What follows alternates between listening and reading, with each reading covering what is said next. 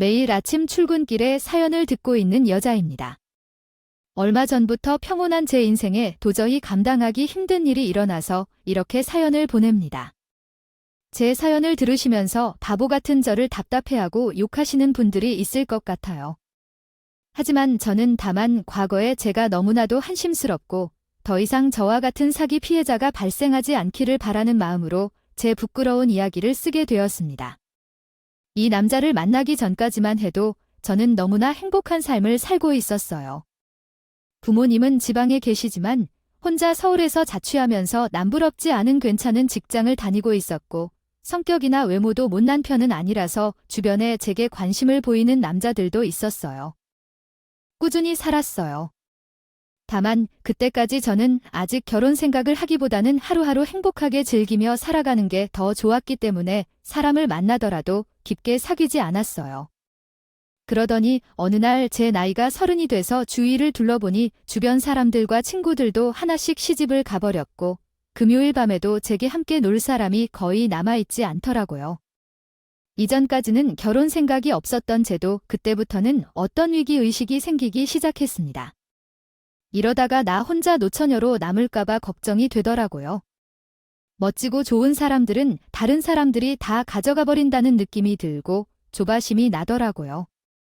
예전에는 친구 결혼식에 참석해도 상대방 남편이 어떤 사람인지 궁금해하지 않았고 그저 나랑 놀아줄 상대를 찾았었지만 이제는 그런 생각이 들어요.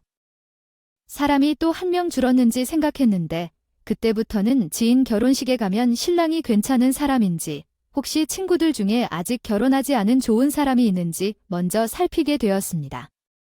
거울을 보면 예전에는 안 보이던 주름도 늘어난 것 같고 금방 제 나이 30살을 넘기다 보니 아무도 제게는 관심이 없을 것 같았습니다.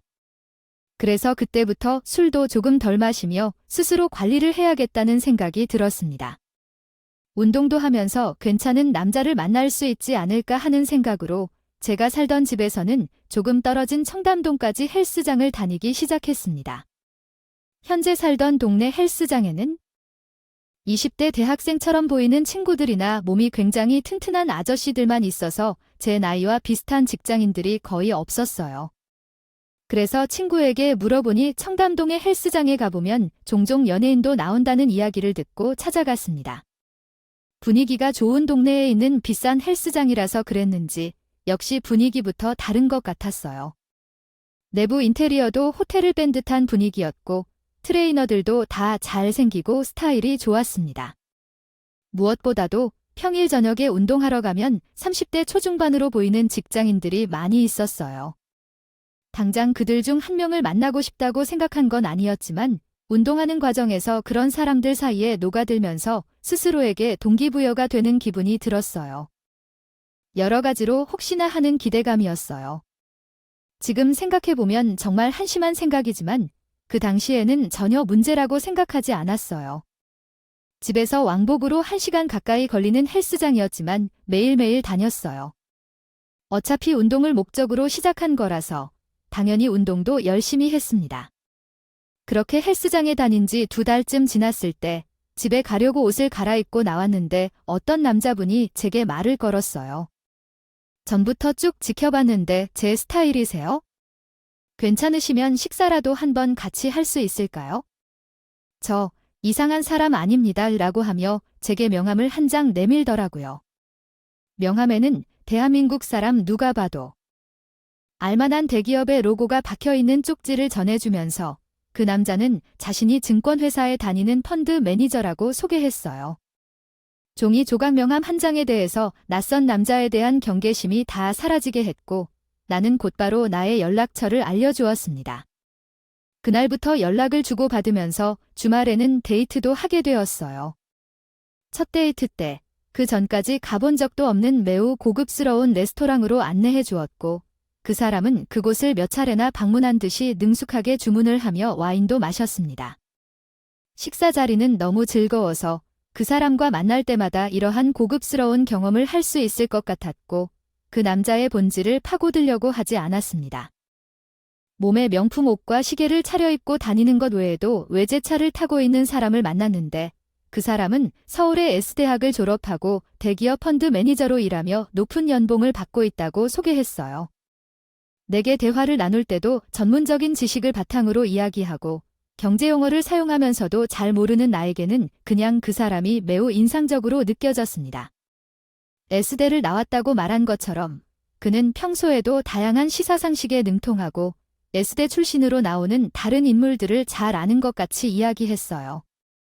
나는 어리석게도 의심을 하나도 품지 않고 그 사람의 이야기를 철저히 믿었고 그 당시 그 사람을 꼭 얻어야 한다는 생각에 빠져 있었습니다. 처음 만났을 때 그의 인상이 너무 좋았기 때문에 조금씩 신뢰를 쌓아가려고 했어요. 한 번도 만나보지 않았는데 진지한 관계가 되었고 만날 때마다 그 사람은 자신의 능력을 나에게 보여주었습니다. 타고 다니는 자동차도 나이에 어울리지 않게 비싼 외제차를 타고 다녔는데 매번 데이트할 때마다 저를 비싼 고급 식당으로 데리고 다녔어요. 기념일마다 선물도 늘 명품으로만 받고 정말 제대로 된 남자를 만났다고 생각하여 주변 친구들에게 자랑도 많이 했습니다. 정식으로 만난 지 6개월 만에 이 남자가 제게 프로포즈했어요. 첫눈에 반해 평생 저를 지켜주고 싶다는 말과 함께 커다란 다이아몬드 반지도 선물해 주었습니다. 그 당시엔 거절할 이유가 하나도 없었죠. 능력이 있고 자기 관리도 잘하며 저만을 위해 전력을 다해준다는 느낌을 받았습니다. 바라봐주는 이런 남자를 놓칠 수 없었어요. 고민할 필요도 없이 그 자리에서 수락했고 저희는 본격적으로 결혼을 준비하며 만나게 되었습니다. 제 친구들에게 남자친구를 소개시켜줄 때도 아주 젠틀한 모습으로 나타났고 매너 있게 친구들을 대했고 친구들도 다 제가 뽑았다며 매우 환호했어요. 선물로 받은 다이아몬드 반지를 보며 부러워했고 이 사람이 선물해준 가방과 금갑의 액세서리들을 보며 미혼인 친구들 중 한 명은 제 남자친구에게 회사 동료를 소개해줄 것을 부탁하기도 했습니다. 정말 저의 자존심을 한껏 높여주는 사람이었어요. 이 남자를 만난 이후로는 어딜 가더라도 제가 주인공이 된 것 같았고 어떤 자리에서든 저를 빛내주는 사람이었습니다. 처음으로 남자친구 부모님께 인사하러 갔을 때도 제게 굉장히 잘해주셨어요. 맛있는 음식도 많이 준비해주셨고 식사를 하며 대화를 할 때도 사소한 것 하나하나 저를 챙겨주시는 모습을 보며 잘난 사람은 부모님도 괜찮구나 싶었습니다. 즐거운 분위기에서 식사를 하다가 어머님이 제게 물어보셨어요. 아가씨는 지금 하고 있는 일이 어떤 일이야? 만약 내 아들이랑 결혼하게 된다면 계속 일을 할 생각인가? 라고 물어보셨고 제가 대답을 하려는 찰나 남자친구가 먼저 말을 했어요. 아니, 결혼하면 우리 예지는 직장을 그만둘 거야. 그 전까지 나와는 일적인 문제로 단 한 번도 상의를 한 적도 없었는데 갑자기 그렇게 말을 하니 황당했어요. 당장 결혼하더라도 아이를 가질 생각도 없었고 나는 지금 하는 일이 좋아서 회사를 그만둘 생각은 한 번도 해본 적이 없었습니다. 갑작스러운 말에 깜짝 놀랐지만 당시의 좋은 분위기를 망칠 수는 없어서 그냥 어색하게 웃고 넘어갔어요. 그날 저녁에 나를 데려다주는 남자친구에게 따지고 말았습니다. 오빠, 나는 결혼하더라도 회사를 그만두고 싶은 생각은 없어. 나한테 한 번 물어본 적도 없는데 아까는 왜 오빠 마음대로 그렇게 말한 거야? 남자친구는 그게 무슨 말인지 듯이 내게 제지야. 돈은 내가 얼마든지 벌어다 줄 수 있어. 나는 힘든 일을 지라고 말했습니다. 할 생각 말고 그냥 집에서 편히 쉬세요. 배우고 싶은 게 있으면 배우러 다니세요. 살림하기 싫어서 그렇다면 아주머니에게 도움을 요청하세요. 남자친구의 말에도 저는 회사만큼은 계속 다니고 싶었고 저희는 결혼 준비를 진행하면서 그 일로 자주 다투었어요. 결혼 후에 빨리 아이를 낳길 희망하는 남자친구는 다른 것은 양보해도 직장만큼은 꼭 그만두기를 희망했고 저는 저대로 커리어가 끊기고 한순간에 아이 엄마로서 살아야 하는 것을 원치 않았습니다. 한 달 가까이 이 문제로 신랑과 많이 다투다 결국 타협을 했는데 나중에 아이가 생기면 회사를 그만두고 유치원 다닐 때까지는 제가 집에서 아이를 돌보기로 결정했어요. 지금은 한 가지 아찔하게 생각하는 게 그때의 남자의 말을 무작정 따르고 그냥 회사를 그만두고 집에 있었으면 어땠을까 생각했어요. 아무튼 결혼식은 진행되었고 이 남자는 신혼집도 스스로 준비하고 혼수 등을 요구하지 않았습니다. 웬만한 것은 모두 스스로 준비하겠다며 세탁기와 냉장고만 있으면 된다고 했어요. 가전제품이나 가구들도 그의 취향대로 알아서 조치해주겠다고 했어요. 괜히 처가 부모님에게 부담을 주고 싶지 않아서 이렇게 한다는 말에 다시 한번 감동을 받았습니다. 결혼식은 서울 유명 5성급 호텔에서 열리게 되었고 신혼여행은 유럽으로 보름간 다녀왔어요. 제 친구들 중에 5성급 호텔에서 결혼식을 올린 사람이 없어서 더 좋았어요. 좋았습니다. 정말 이 남자는 나를 생각하는 마음도 깊지만 능력은 훨씬 더 대단한 것 같았어요. 친구들과 지인들도 다들 쟤를 부러워하고 친정 부모님도 사위를 잘 얻었다고 해서 싱글벙글하셨어요. 이제 앞으로 제 인생은 이 남자와 함께 걱정 없이 행복하게 살 줄로만 알았습니다. 화려한 결혼식처럼 화려하게 살 줄 알았던 신혼생활은 몇 달이 지나지 않아서 하나씩 무너지기 시작했어요. 저와 결혼한 지 정확히 석 달 만에 남편은 회사에서 본인의 진가를 알아주지 않는다며 퇴사하고 집에서 전업으로 투자하겠다고 하더라고요. 그 전까지는 남편이 생활비를 하라는 말에 따라 한 달에 500만 원을 받았는데 정확히 그 돈을 2번 받았을 때 회사를 그만두는 결심을 했습니다. 그 이후로는 생활비를 받은 적이 없었는데 남편의 퇴직금도 전부 주식 투자를 해서 저는 한 번도 못 받았어요. 처음에는 능력이 출중한 사람이었기 때문에 전업을 하면 더 많은 돈을 벌어올 줄 알고 믿고 기다렸지만 제가 퇴근하고 집에 돌아오면 항상 게임을 하는 모습만 보였어요. 낮에 주식 투자하느라 생긴 스트레스를 풀려고 하는 건가 싶어서 별로 관여하지 않았는데 시간이 지날수록 남편이 돈도 한 번 제대로 안 준 적도 없이 하루 종일 집에서 집안일도 안 하고 게임만 하는 모습만 보여서 답답했어요. 모습을 보고 있자니 화가 나기 시작했어요. 어느 날 게임을 하는 남편에게 맨날 게임만 하고 있고 투자는 언제 하려고 그래? 낮에 집에 있으면서 먹은 것 좀 치우고 청소기라도 한 번 돌렸으면 좋겠어 라고 말했더니 불같이 화를 내더라고요. 내가 너 출근하고 나면 9시부터 3시까지 주식하느라 얼마나 바쁜지 몰라. 지금 내가 너에게 생활비 안 준다고 이러는 거야? 걱정하지 마. 나 지금 잘 벌고 있으니까. 단지 종잣돈을 더 키우기 위해서 버는 돈까지 다 투자하고 있어서 그런 거야? 에휴. 너가 뭘 알겠냐라고 화를 크게 내며 저를 무시했습니다. 남편이 자기가 하는 일은 내가 들어도 모르다면 가끔 제가 제대로 돈을 벌고 있는 게 맞냐고 물어보면 온갖 전문 용어를 써가며 나를 무시했어요. 남편의 백수 생활이 몇 달 동안 지속되자 더 이상 참지 못하고 남편에게 다시 회사에 나가면 안 된다고 이야기했고 제 말을 들은 남편은 이성을 잃고 화를 내며 남자가 하는 일을 믿고 기다려주지 못한다고 나를 탓했어요. 그날 남편이 제 손목과 팔을 세게 붙잡는 바람에 다음 날 살짝 멍이 생기기도 했습니다. 난이도 제가 알던 사람인가 싶더라고요. 폭력을 행사하는 남편이 무서워 그날 밤은 눈물을 흘리며 보냈습니다. 다음 날 아침 출근을 준비하려던 참이었을 때였습니다. 남편이 미안하다며 우리가 잘 살기 위해 준비 중이라고 하면서 조금만 기다려다 주라고 했고 그날 제 통장으로 100만 원을 보내주었습니다. 당장 생활비가 급한 것을 사용하라고 하며 돈도 돈이지만 저는 이 남자가 다시 예전의 모습으로 돌아오기를 원했어요. 언제까지 집에서 게임만 하고 있는 모습을 보아야 하나 이런 사람을 믿고 제 인생을 맡길 수 있을지 걱정하며 불안해지더라고요. 제 마음속에 대한 이 남자에 대한 불신이 커져가고 있을 때 어느 날 퇴근 후 집에 들어가는 길에 우편함을 확인했더니 남편의 이름으로 채권 추심 회사에서 편지가 한 통 와 있었습니다. 기존에는 남편의 우편물을 열어보지 않고 그대로 가져다 주었지만 신용정보회사라는 말에 왠지 내용이 궁금해져서 열어보게 되었는데 그 안에 있는 내용이 정말 충격적이었어요. 잘 모르는 지식으로도 남편의 해명이 이해가 되지 않았습니다. 남편처럼 돈을 잘 벌고 능력이 있는 사람이 왜 대출을 받아야 할 필요가 있는지, 멀쩡한 은행도 있는데 왜 높은 금리에서 돈을 빌려야 하는지 납득이 되지 않았어요.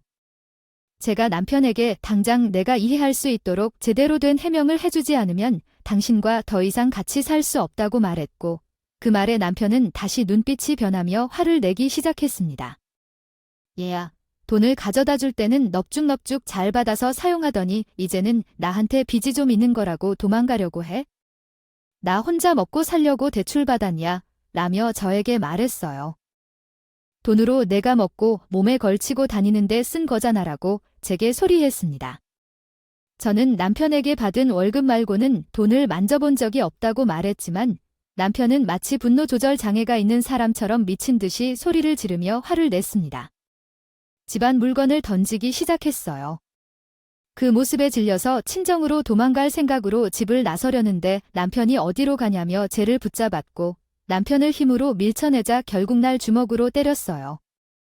오래 남편에게 맞다 지쳐서 기진맥진 쓰러졌고 거실 바닥에 누워 남편의 화가 가라앉길 기다렸어요.